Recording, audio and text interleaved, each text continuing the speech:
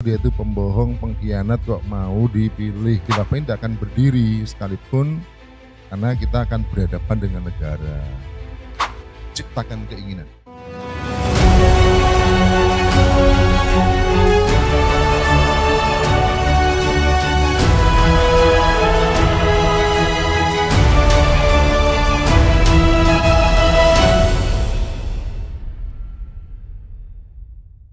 Kita akan lanjutkan dengan sesi tanya jawab, Ustadz. Kami berikan kesempatan kepada 3 orang. Boleh yang dari 2 dari Ikhwan sudah, yang dari Akhwat 1 orang, silakan siapa? Yang mau bertanya?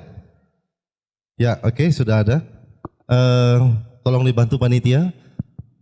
Tolong disebutkan nama. Terus mungkin karena untuk efisiensi waktu kami mohon untuk pertanyaannya dipersingkat. Silakan. Terima kasih. Terima kasih Moderator Al-Mukarram Haji Ar-Rahman sebagai sumber yang saya mohon izin, nama saya Zaidan, Ketua Pengurus Masjid Al-Firdaus Bukit Marapin, Pangkal Pinang. Mohon izin untuk menanggapi khilafah dalam konteks kekinian. Kalau untuk memahami, untuk membangun keinginan, kata Ustadz tadi, sih oke punya. Tetapi dalam diskusi di sini sama seperti ilustrasi burung pipit yang ingin memadamkan, mau membakar Nabi Ibrahim. Meskipun itu keinginan kita, Allah sudah catat punya keinginan untuk khilafah ini. Tetapi dampaknya tidak akan menyentuh apa yang Ustadz sampaikan tadi gitu. Karena ini adalah kebijakan negara. Ya. Nah, saya melihat bahwa pun kita semua punya keinginan umat Islam ini, tetapi terus terang aja Pak Ustadz, di Bangka aja ini kan mayoritas Muslim, tetapi yang terpilih untuk eksekutif legislatif itu non Muslim. Ini pembodohan atau bodoh? Atau kata bahasa Palembang itu buyan. Bodoh magak gitu loh. Iya kan? Nah ini tidak mungkin khilafah ini akan dilaksanakan oleh non-muslim. Saya kira tidak mungkin. Nah kita aja sudah salah langkah. Nah sebagai contoh ya. Negara ini kalau kita mau merubah khilafah itu dasarnya kuat. Pancasila itu satu ketuhanan yang Maha Esa. Itu punya Islam. Lalu pembukaan Undang-Undang Dasar 45 atas berkat Allah Subhanahu wa taala. Punya Islam. Kenapa kita seperti ini gitu? Ini paradok ini, aneh tapi nyata gitu. Nah, ini bagaimana membangun? Ya. Saya mungkin nih sedikit salah. Ya. Ini ada kesalahan kita. Dulu Undang-Undang Dasar 45 itu untuk jadi presiden itu harus WNI pribumi. Kenapa dirubah? Itu pengkhianat besar. Lalu orang yang lahir dari keturunan WNA. Kenapa sekarang jadi WNI semua? Akhirnya apa yang terjadi sekarang? Laut pun dipagar. Ya kan? Di sini semuanya habis. Nah, salah satunya contoh kalau memang kita punya keinginan yang kuat, mayoritas muslim itu kembalikan kepada Undang-Undang Dasar 45. Yang tadi WNI peraturan pemerintah kembalikan lagi seperti itu. Kalau tidak omong kosong. Karena kita ini penyakit wahan ya. Wahan. Hah? Ya, wahan. Nah, wahan. Banyak yang munafik, banyak yang segala macam. Di antara kita sendiri nggak ada yang akor gitu loh. Ya. Tidak yang membukun. Bahwa Mbak Ustadz aja jadi apa namanya? Jadi tim sukses orang. Jadi payahlah, susah. Ya. Jadi hanya mimpi aja saya kira begitu. Mohon penjelasan. Terima kasih. Assalamualaikum warahmatullahi wabarakatuh. Berikutnya dibantu panitia. Kita sama-sama ketahui bahwa di Indonesia ini penduduk muslimnya kurang lebih 87%. Sementara untuk indikator di dunia itu 20%. Artinya 87% untuk Indonesia, sisanya Nasrani itu Katolik Kristen. Dan sementara dunia, negara masing-masing 0,0, yang terbanyak adalah di Indonesia, kurang lebih 20% untuk indikator dunia. Dan oleh karenanya terkait dengan khilafah bukan hanya sejarah, namun perintah. Sudah seharusnya pedoman aturan yang tertinggi itu adalah aturan dari Allah, yaitu Al-Quran. Namun dalam kenyataannya, Islam yang kokoh dari Allah, ini goyah. Digoyah sendiri dengan penjelasan-penjelasan yang katakanlah oknum dari kiai dan sebagainya yang ada di TV One, di Metri dan sebagainya, sehingga menggoyahkan Islam itu sendiri, padahal Islamnya kokoh. Nah lalu, ya, bagaimana kita mau menegakkan khilafah ini, sementara di pusat saja, pusatnya, ya, yang sering dipertontonkan ini tidak begitu kokoh. Tidak begitu kokoh. Nah, kemudian seiring tadi harus ada kemauan, apabila kehadiran Pak Kiai Haji Rohmat ini adalah anugerah dan berkah bagi Bangka Belitung, ya, paling tidak dimulai dari Bangka Belitung, kemudian menjadi ada komitmen dimulai di tempat lain, sehingga pada akhirnya bahwa ketentuan yang tertinggi ini adalah Al-Quran, atau sistem politik dan pemerintahan memang Islam, ya, karena sebelumnya kerajaan dan saat sekarang ini republik.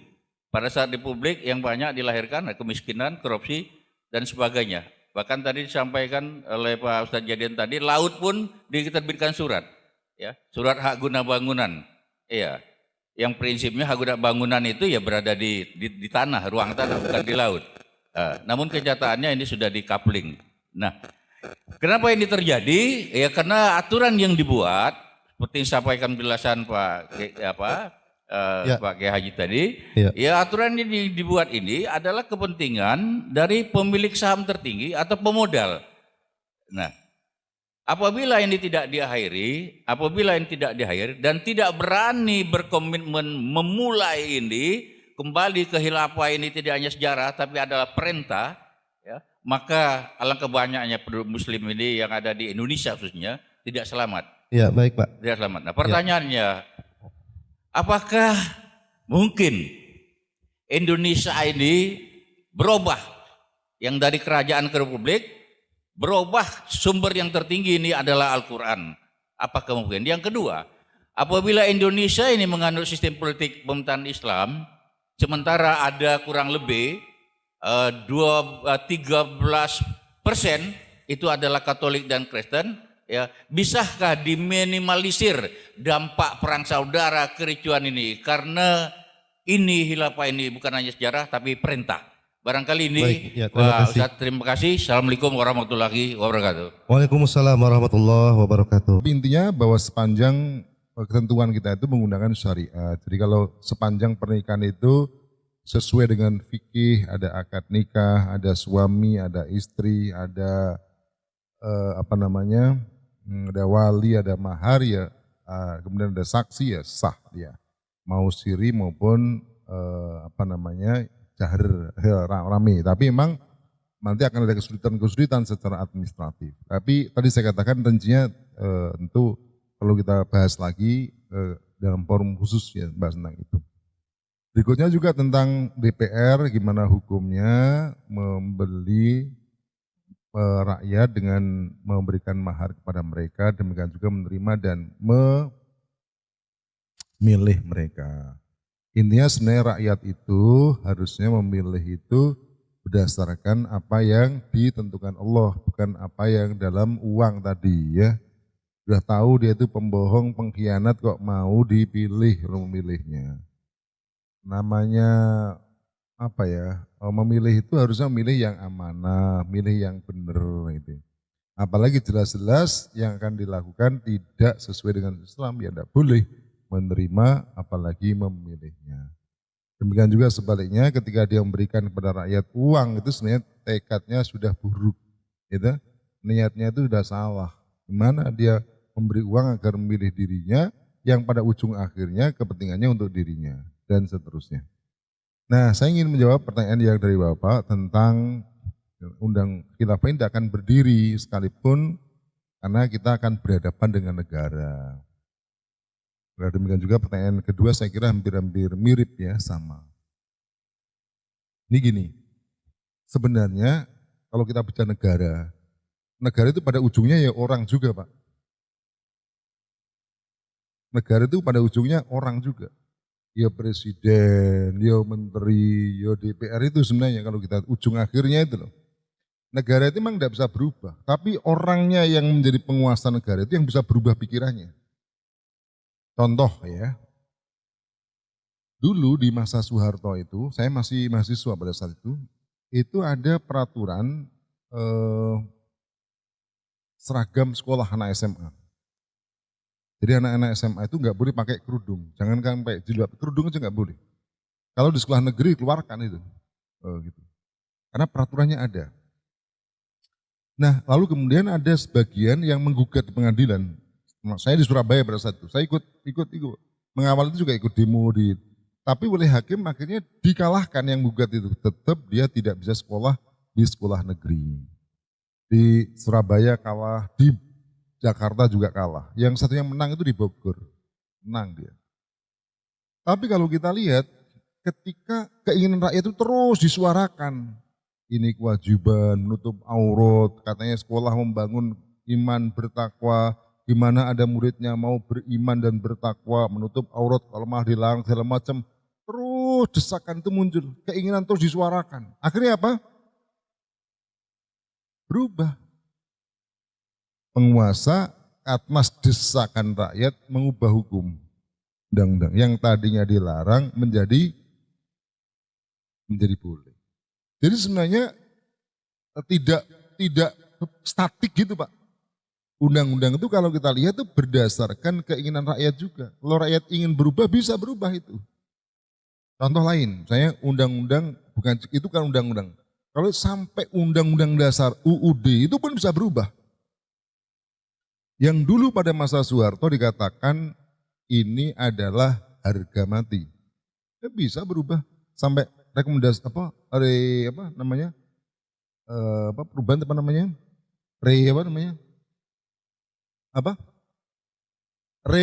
amandemen ya. Amandemen berapa ini? Undang keempat kalau keempat sudah. Ada perubahan-perubahan ketika rakyat ingin. Apa misalnya perubahan yang jelas? Misalnya dulu presiden dipilih oleh MPR. Kemudian presiden bisa menjabat 5 tahun sekali, dipilih lagi. Nah memang itu akan terjadi gak karu-karuan. Karena apa? Presiden dipilih oleh MPR. MPR terdiri dari DPR dan utusan golongan. Utusan golongan dan utusan utusan golongan siapa yang milih? Presiden. Jadi terjadi lingkaran setan. Yang milih utusan golongan, utusan daerah adalah presiden. Sementara mereka juga yang akan milih presiden. Akhirnya terjadilah presiden dipilih oleh MPR, MPR kembali milih presiden. Terjadilah kekuasaan terus menerus sehingga sampai 32 tahun. Rakyat tidak ingin terus ini harus koreksi. Nah, ini harus dirubah ini menjadi 2 kali periode. Yang sebelum pilih oleh MPR jangan langsung rakyat. Ini sekarang udah ada lagi. Ini rakyat jangan ini MPR lah ini bisa berubah undang-undang itu. Jangankan undang-undang sampai tingkat undang-undang dasar pun bisa berubah kalau rakyat ingin berubah. Tetapi saya katakan tadi yang ingin jangan sedikit. Yang ingin harus banyak. Nah, sekarang masalahnya gimana agar yang ingin menjadi banyak. Itu ibaratnya rakyat sedang tidur, ya. Yang tidur namanya, tidur itu seperti tidak tahu apa-apa, tidak tahu bahwa ini dirampok, kayak misalnya dan segala macam. Nah maka yang bangun ini harus membangunkan, harus memberikan kesadaran yang tadinya tidak ingin menjadi, yang tadinya sudah ingin menjadi, lebih ingin. Bukan hanya lebih ingin, dia ikut mengkampanyekan sehingga jumlah yang ingin, yang mau, yang setuju itu terus bertambah. Gitu. Sampai kapan? Sampai jumlahnya memungkinkan. Coba kalau kita lihat, sebenarnya tergantung rakyat saja itu. Nah, termasuk tadi disebut eksekutif. Siapa yang menentukan eksekutif itu pada akhirnya? Rakyat juga. Siapa yang milih Jokowi? Rakyat. Siapa yang milih Prabowo? Rakyat. Kalau kemarin di Jakarta, siapa yang milih Ahok? Rakyat juga. Nah, rakyat itu tinggal sekarang ada di setel keinginannya itu, diatur keinginannya itu. Itulah sebenarnya perlunya dakwah. Nah, itulah sebenarnya yang kita lakukan Pak sebenarnya sekarang itu. Ngomong-ngomong di situ, ngomong dakwah. Nah, kalau kita lihat, misalnya tadi disebutkan pangkalnya misalnya di Saudi sana kok lemah begini. Ya enggak, gini. Kita ini kalau kita Rasulullah SAW dulu mendirikan negara awalnya juga di Makkah. Menyampaikan dakwah itu di Makkah, ditolak oleh penduduk Makkah. Awalnya. Beliau hijrah ke Madinah. Kenapa hijrah? Karena yang menerima dakwah di Madinah setelah 13 tahun. Jadi sebenarnya tidak harus terikat. Harus orang Mekah dulu, orang Madinah dulu, orang Mesir dulu. Tidak harus. Orang Indonesia dulu juga boleh. Bahkan orang Babel dulu juga boleh. Setuju? Tapi keinginan itu harus dikembangkan, dibangun. Dan itu terus simultan Pak. Dan kalau sudah menjadi opini yang umum, nanti insya Allah suatu saat itu, coba kalau kita bicara, misalnya Indonesia aja lah, supaya gampang. Ketika Indonesia dijajah oleh Belanda, menurut sejarah itu 350 tahun, tidak tahu benar apa enggak ya. Intinya ratusan tahun lah gitu. Ratusan tahun itu artinya gini, anak lahir itu sudah dijajah. Anak yang lahir itu punya anak lagi, udah dijajah lagi anaknya itu. Anaknya punya cucu masih dijajah. Jadi seolah-olah penjajahan itu sudah mustahil untuk merdeka Indonesia itu. Lahir dijajah, mati dijajah. Sehingga tidak mungkin ada keinginan merdeka itu tidak ada. Tapi ada segelintir orang yang menyuarakan kita harus merdeka.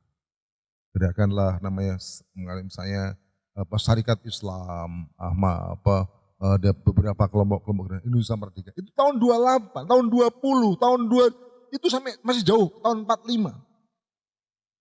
Jadi kalau tahun 20 gitu, itu 45, berarti sekian tahun mendatang baru merdeka. Sebenarnya. Jadi kalau kita lihat, yang paling penting itu dibangun dulu keinginan. Dan saya kemerdekaan itu, Indonesia, itu sebenarnya tidak pernah bisa direncanakan kapan merdeka. Karena itu sebenarnya ada unsur kebetulan. Di samping sudah ada unsur keinginan. Apa kebetulannya? Tahun 45 bulan Agustus Jepang apa? Dibom. Hiroshima dan Nagasaki tanggal berapa itu? 8 Agustus atau berapa? Awal Agustus dibom. Atom puluhan ribu mati seketika. Apa yang terjadi? Jepang menyerah kalah. Nah kalau ada ketentuannya begitu Pak, kalau ada negara kalah perang, maka negara jajan itu kembali diberikan kepada negara pemilik yang pemenang itu. Nah karena Indonesia itu pada saat itu dijajah oleh Belanda, maka angkat tangan. Berarti sudah lagi dia menyerahkan Indonesia bukan jajahan Jepang. Karena bukan Jepang, harus diberikan siapa? Kepada Belanda penjajah sebelumnya. Sementara Belanda masih jauh. Tentara sekutu masih di Eropa. Perlu waktu. Maka terjadilah kekosongan kekuasaan. Jepang sudah tidak berkuasa, sementara sekutu tentaranya masih jauh. Apalagi namanya tentara sekutu. Itu jalannya pelan, wong besarnya cuman sekutu. Jadi terjadi kekuasaan, apa yang terjadi? Udah sekarang kan merdeka. Itu sebenarnya Pak kalau kita kan merdeka. Cepat-cepatan proklamasi, itu sebenarnya. Tetapi bayangkan kalau satu belum ada keinginan untuk merdeka, apa yang terjadi? Wah kok namanya nunggu sekutu ini? Begitu barangkali. Yang terpikir adalah kapan datangnya sekutu. Tapi karena udah ada pikiran merdeka, begitu ada kesempatan merdeka. Ibarat kita main bola itu dalu. Itu suatu saat mungkin kita pas di depan gawang. Tapi kalau di depan gawang itu tidak ingin memasukkan bola, ya bola akan dibiarkan gelinding, tidak ingin Jadi sudah di depan bola, tinggal nyaduk dulu gini. Dia tidak ingin nyaduk, kira-kira masuk tidak? Oh, masuk. Begitulah. Tapi kalau sejak awal kepingin masukkan, begitu kesempatan, tinggal nyaduk. Nah, demikian juga umat Islam tuh. Sekarang mungkin tidak terbayang gimana yang tentang khilafah itu. Itu makanya menurut saya tidak penting. Seperti Hos Cokro Aminoto, saya perjuangan Indonesia. Itu mati loh, Indonesia belum merdeka. Mereka udah meninggal, Indonesia belum merdeka. Tapi mereka lah yang menyuarakan merdeka itu. Dan mereka tidak, kalau ditanya apa caranya merdeka, tidak tahu juga. Sampai ada kesempatan begitu. Demikian juga menurut saya, kita nggak tahu apa yang terjadi besok depan. Seperti halnya kemarin Soeharto jatuh, orang nggak akan bisa bayangkan Soeharto yang begitu kuat itu bisa jatuh. Orang bisa dibayangkan Soviet yang begitu kuat bisa jatuh. Sebagaimana orang tidak bisa bayangkan Husni Mubarak, presiden sama namanya Irak sama namanya? Irak sama namanya? Saddam Hussein yang kemarin baru siapa? Yang Suriah sama namanya? Bashar Assad, enggak terbayang. Bisa jatuh itu. Begitulah Allah SWT menghendaki bisa jatuh. Ibarat buah itu waktunya jatuh-jatuh. Tapi yang paling penting adalah saat jatuh itu sudah siap belum kita? Nah kalau kita sudah ada kesiapan secara ide, secara pemikiran, suatu saat mereka jatuh tinggal khilafah diproklamirkan. Sebenarnya tinggal begitu saja sebenarnya. Oleh karena itu bagi kita tidak akan mengambil kekuasaan dengan mengangkat senjata, merebut kekuasaan, tidak. Karena sebenarnya kita sekarang melakukan atau membangun keinginan. Membangun kemauan. Mau tidak, itu yang paling penting. Meski sudah di depan mata kekuasaan itu, kalau dia ada keinginan untuk khilafah, yang tidak akan khilafah dengan berdiri. Sama dengan orang haji, meskipun punya uang triliunan, kalau dia ingin berangkat haji, nggak akan bisa berangkat haji.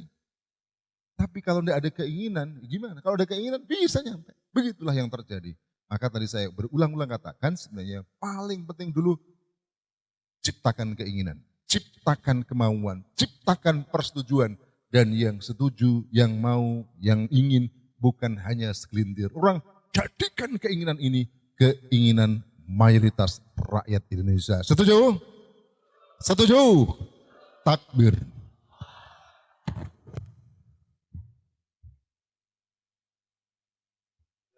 Terima kasih kepada Ustadz Rahmat S. Labib. Sepertinya memang waktu yang disediakan oleh panitia tinggal sekitar kurang lebih 5 menit lagi Ustadz. Untuk Ustadz mungkin sebagai penutup saya minta Ustadz untuk menyampaikan terkait dengan apa metode Ustadz ya. Tadi kalau kita sudah punya keinginan ya kan, sudah memiliki keinginan. Nah, lalu bagaimana untuk mewujudkan itu semua? Karena kalau dalam sistem demokrasi yang sekarang itu istilahnya sudah hampir sebagian besar masyarakat sudah paham. Nah, untuk melakukan perubahan ya tinggal ikut pemilu. Setiap 5 tahun sekali maka akan terpilih pemimpin yang mereka inginkan. Itu kalau dalam cita-cita yang kita inginkan untuk mewujudkan syariat Islam, menegakkan khilafah, itu jalannya itu seperti apa? Karena memang hari ini ya belum ada satupun negara artinya yang khilafah itu terwujud di negara tersebut, Ustaz. Silakan Ustaz.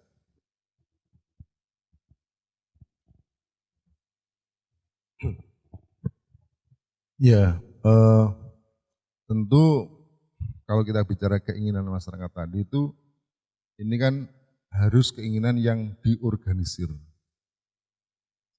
Harus ada yang mengorganisir tadi. Nah yang mengorganisir itu tidak mungkin 1 orang, 2 orang. Harus ada kelompok yang secara sengaja mengorganisir ini semua. Gini maksud saya. Misalnya gini, contoh mudah ya. Saya bisa datang ke Bangka Belitung ini, ke Pangkal Pinang ini, karena ada yang mengorganisir. Saya tidak akan mungkin saya datang ketemu bapak-bapak semua kalau tidak ada yang mengorganisir. Sebab kalau nunggu kesadaran masyarakat itu tidak mungkin juga. Karena masyarakat itu ketika mereka mengundang para ustadz itu juga dengan ukuran masing-masing. Yang lucu, ya, yang banyak, yang segala macam. Nah maka ada organisir, itulah yang diperintah Allah SWT adanya kelompok dakwah. wal takum minkum ummatu yad'una ilal khairi wa ya'muruna bil ma'ruf wa yanhauna 'anil munkar wa ulaika humul muflihun. Ada di antara kalian ummah atau kelompok yang mereka mengajak kepada kebaikan ilal khair, yakni ail Islam. Ya'muruna bil ma'ruf wa yanhauna 'anil munkar, yang mengajak merintahkan yang ma'ruf dan melarang yang munkar. Jadi ayat itu adalah ayat yang merintahkan adanya kelompok yang mereka mengajak kepada Islam secara kafah. Yang kedua, kelompok dakwah jamaah dakwah itu harus mengikuti jalan yang pernah ditempuh oleh Rasulullah Sallallahu Alaihi Wasallam. Tadi katakan Rasulullah itu sebenarnya melakukan pembinaan taskif, baik pembinaan kepada kader-kader maupun pembinaan kepada umat. Kalau pembinaan kader-kader namanya taskif, kalau kepada umat secara umum namanya at-tafa'ul mal ummah. Itu pembinaan juga isinya kepada umat ini sampai terbentuk keinginan. Dan yang paling penting ada di antara mereka yang punya kekuasaan, sadar ingin lalu menyerahkan kekuasaan itu kepada Islam, pada kelompok tersebut. Nah kalau itu terjadi sebenarnya khilafah itu akan bisa kembali. Apakah sulit? Ya kalau bicara kesulitan ya semua nggak ada yang mudah. Jangankan dirikan khilafah, cari kerja aja sulit. Jangankan kalau kita lihat semuanya serba sulit. Tetapi saya kira tidak ada yang perlu harus tidak boleh membuat kita berhenti, karena sebenarnya perjuangan itu perintahkan Allah SWT. Dan ada dua hal yang buat kita semangat, karena sesungguhnya Allah SWT pasti memberikan pertolongan kepada kita dan bahkan berikan kemenangan buat Islam. Itu yang pertama. Dan yang kedua bagi kita yang paling penting disebutkan sudah, bahwa ini perintah Allah. Bagi kita perintah itu akan mendatangkan pahala dan kemuliaan buat kita. Andai kita belum bisa mencapai, itu juga tidak masalah buat kita, karena yang paling penting adalah telah berusaha, dan sepanjang usaha kita lakukan dengan sungguh-sungguh serius, insya Allah Allah akan berikan pahala kepada kita. Saya kira itu yang paling penting, sehingga kita tidak berputus asa dan tidak lemah untuk menghadapi realitas yang ada. Demikian. Ya, jazakumullah khairan katsiran kepada Ustadz Rahmat Eslabib yang telah memberikan penjelasan kepada kita semua. Mudah-mudahan insyaallah apa yang beliau jelaskan memberikan warna baru ya dalam pemikiran kita, kesadaran, sehingga memang kita memiliki tidak hanya keinginan tapi memang kesungguhan dalam rangka untuk mewujudkan cita-cita bersama, yaitu menerapkan syariat Islam dan menegakkan khilafah Islamiyah. Hadirin rahimakumullah, karena memang waktu yang disediakan juga terbatas, akhirnya memang waktu saja yang memisahkan kita. Mudah-mudahan insyaallah di lain kesempatan kami bisa mengundang kembali hadirin sekalian dalam mungkin di tema yang berbeda dalam acara forum Islamic Leadership Club ya di edisi lainnya. Baik, saya selaku host mohon undur diri, mohon maaf atas segala kekurangan. Assalamualaikum warahmatullahi wabarakatuh. Waalaikumsalam warahmatullahi wabarakatuh. Kita sambut dengan berikan takbir. Allahu Akbar. Alhamdulillah, terima kasih pada Kiai Rahmat Eslabib bersama host Bang Ben yang luar biasa memberikan pencerahan buat kita semuanya. Mudah-mudahan ini menjadi spirit baru di tahun 2025 ini, awal tahun kita sudah dipertemukan dengan momentum yang seperti ini, maka mudah-mudahan ini menjadi wasilah ke depannya. Kita semua yang hadir di sini menjadi pejuang Allah Subhanahu wa taala untuk tegaknya syariat dan khilafah. Takbir. Takbir. Takbir. Baik, alhamdulillah. Akhirul kalam saya tutup dengan pantun yang sangat lawas. Apabila ada sumur di ladang, boleh kita menumpang mandi. Apabila Allah izinkan umur kita panjang, insya Allah kita berjumpa kembali. Billahi taufik wal hidayah. Assalamualaikum warahmatullahi wabarakatuh.